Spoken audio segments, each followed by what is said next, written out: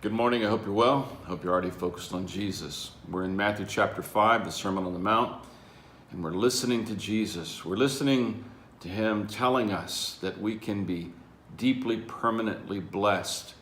He will take us from poverty of spirit all the way to great joy, even in the face of persecution. He talks about 9 experiences we have within ourselves, which will transform us into salt that preserves what is good and keeps the corruption out of society and out of our own lives.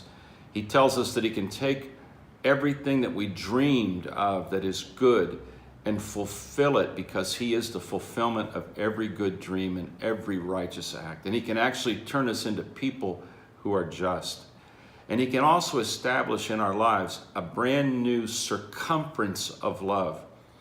He can take away the limits that we have felt in our love and say to us, there is a kind of love that you can now live in my power, in my presence with me. And he is extending the circumference of love.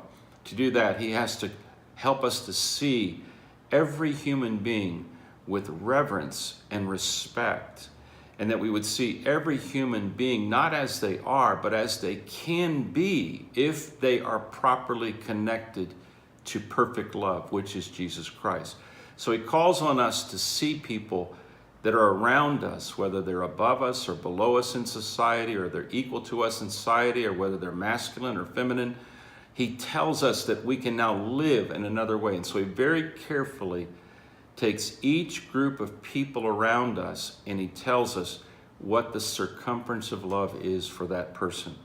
And so we hear these words coming from the mouth of Jesus in verses 21 and 22, where he says this: "You have heard that it was said of those of old, 'You shall not murder, and whoever murders will be in the danger of judgment.'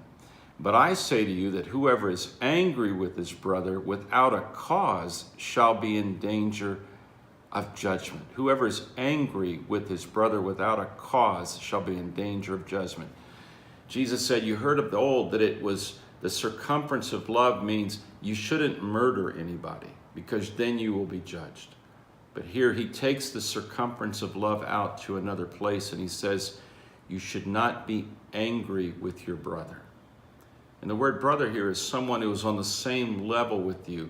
But really it's talking about every human being that's in our life. We should see them as our brother and sister in the experience of being a part of humanity.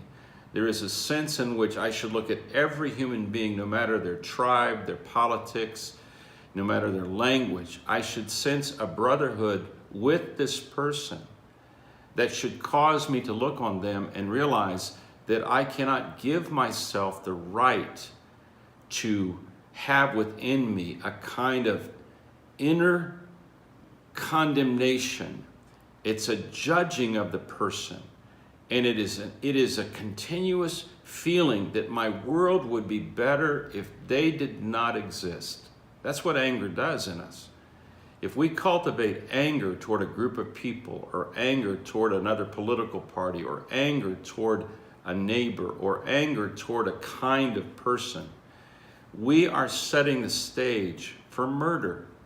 And we actually are already involved in the process of murder, even though we've not come to murder. When we demonize a person, when we demonize an opinion, when we demonize a person, we give ourselves total permission to wish the worst would happen to them. And if it did happen to them, we would celebrate that it happened to them. Jesus says to us, you've heard in the past that you cannot murder, and that's true. But he says, but I say unto you. This is the difference that Jesus makes. Jesus is not an opinion about the law that needs to be fulfilled. He is the law fulfilled.